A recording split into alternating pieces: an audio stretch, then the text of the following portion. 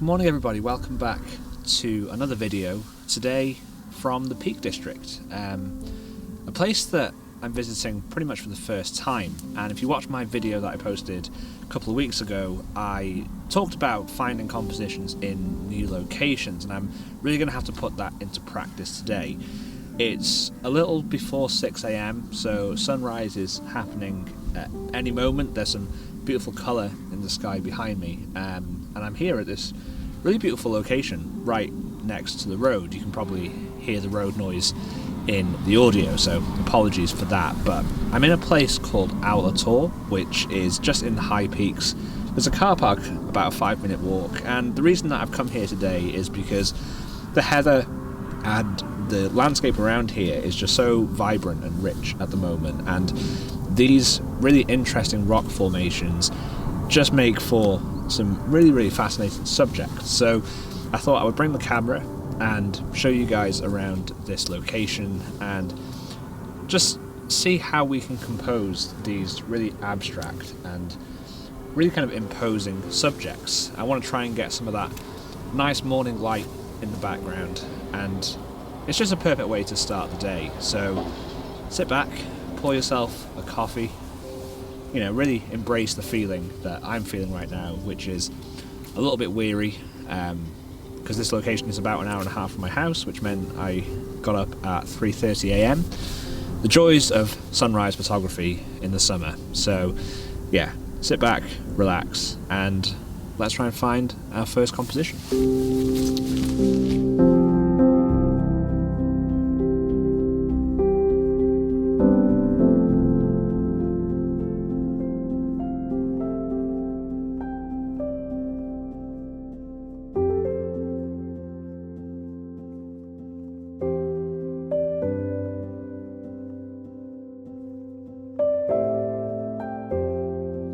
So I've just had a little scout around, and compositionally this place is kind of thriving with possibilities, but everything is so irregular and there's just so much to look at that it's quite hard to narrow down a composition. But I think the best way to approach this, first of all, is to make sure we get that light in the background, because I want to get some sky in the frame. The whole reason that we get up for these sunrises is to make the most of that light, and whilst this sunrise isn't particularly it's not particularly epic in any way, because there is a big bank of cloud over the horizon, but the light is catching that cloud layer and it is casting some really nice colours, so it's good to take advantage of that.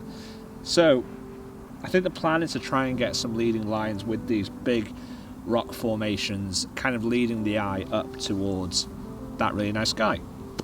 So there's a couple that I've had a look at, and I will put one up on screen now just to kind of give you an idea of what I was hoping to achieve by coming to this location this morning.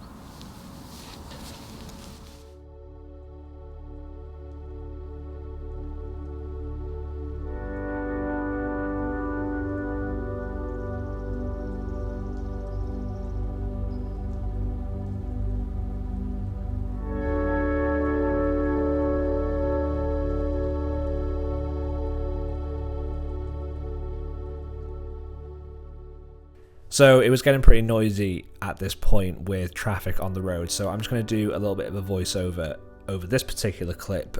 Basically, I'm just explaining where I want to go for my next composition. So a big part of coming to the Peak District was to utilise all of the beautiful heather that you get in this part of England.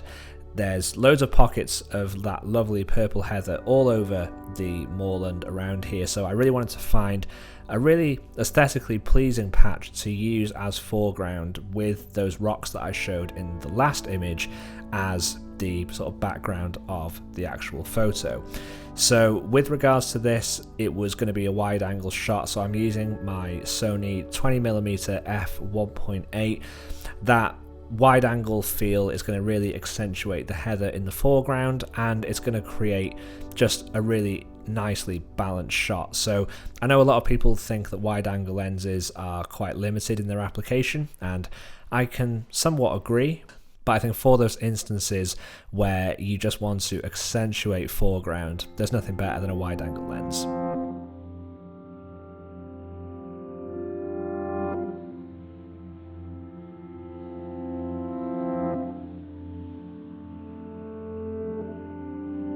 the final image here is a 2-shot focus stack, just to make sure that the heather and the rocks in the background are perfectly in focus.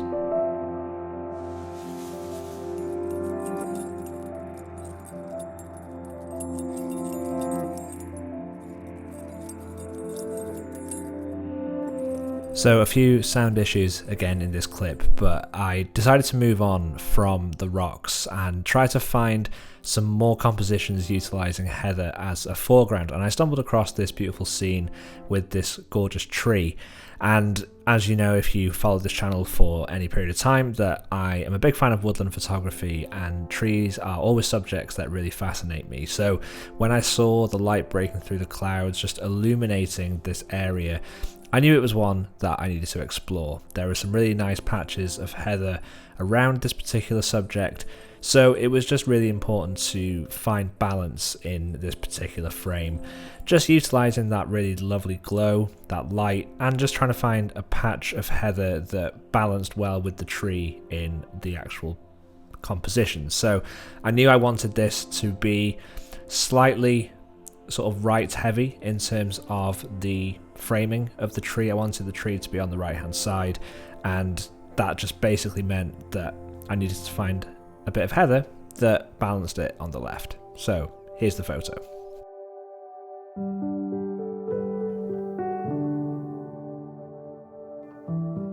Another thing I just wanted to quickly add on this image, with regards to the tree being in the right hand third, this composition is also all about protecting the edges of your frame.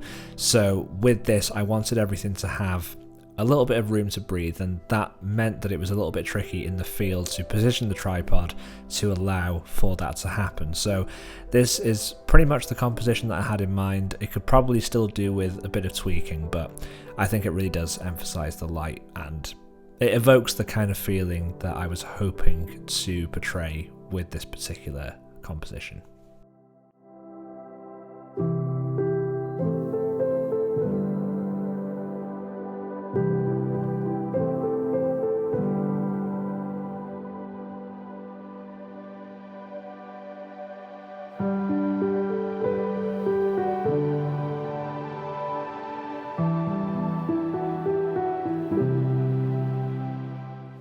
So I've just come a little bit closer to this tree just to explore its form a little bit more. The thing that really caught my eye with this tree was this really interesting trunk texture and the root system and the kind of smattering of rocks and interesting foreground that surrounds this particular tree. So I decided to come into this kind of opening and just explore the different limbs and the branches and the way that they interact together, and try and pick up some of the elements of the texture that you get on this particular tree. When I say texture, the things that I kind of get drawn to are contrast within textures. So you can see the bark on this is a nice kind of blend of this really kind of bright white on top of the kind of darker texture of the wood behind, and it creates just a really nice contrast, and that always looks great in photos if you get the light to match. And thankfully this morning we have been blessed with some really lovely conditions. So again, it's just important to come closer to your subjects and start to explore them and uncover the smaller details and the smaller frames that you can find and the smaller compositions within the large vistas, because I really liked that tree shot that I got a little bit earlier. I don't know until I get back to the computer how much I'm going to like it, but this tree just looks great in all of its splendor in a wide open scene. But there's also a lot of merit in shooting these types of subjects at a much closer distance, and I just think that's something that's really important to keep in mind when you're in the field, is to really take the time to explore every aspect of a particular scene.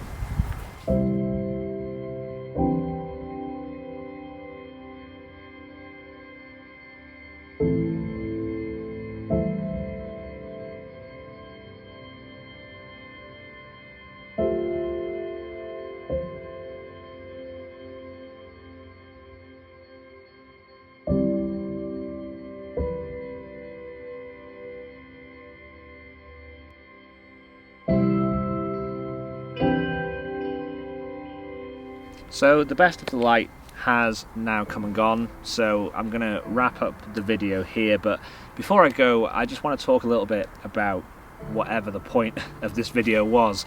I'm not sure what the title is going to be, but the reason that I came out this morning is because I wanted to see what I preferred, whether that be sunrises or sunsets. And I did a sunset shoot a couple of weeks ago and I didn't vlog that, but it was really nice. I stuck around, did golden hour, blue hour, but I think the difficulty with golden hour and with sunsets is just more people are awake at that time of day, so those, you know, honeypot locations are just often teeming with people. And what I've really loved about this morning is I've been here for about an hour and a half, 2 hours, and I've seen a couple walking their dog, and those are the only people that I've seen in that whole time. I've had this entire location to myself, which is just an absolute treat and something that I certainly won't be taking for granted. And I think that's why, if you are brave enough or crazy enough to wake up at about 3:30 AM as I did this morning, then you are definitely going to get rewarded if you persevere.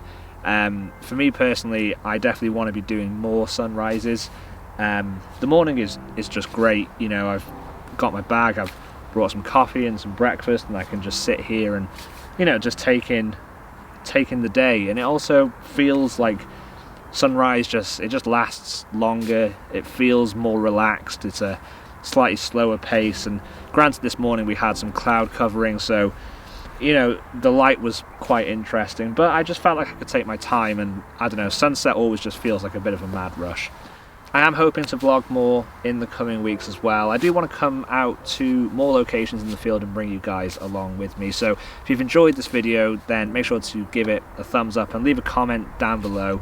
If you are a returning viewer, then thanks so much for persevering and for sticking with the channel. I know uploads have been pretty inconsistent, but I am trying to upload regularly, at least sort of every few weeks. But I want to try and up that consistency, but I'm just not always going out to particularly interesting places in the field that regularly. But I suppose that is the case for a lot of you, so I should really be embracing that and still going to those locations and those places that I don't feel are as interesting, because I feel like there's always things to photograph, and it's just nice to be out. So thanks so much for watching. I will wrap it up here, and hopefully I will see you all in the next couple of weeks.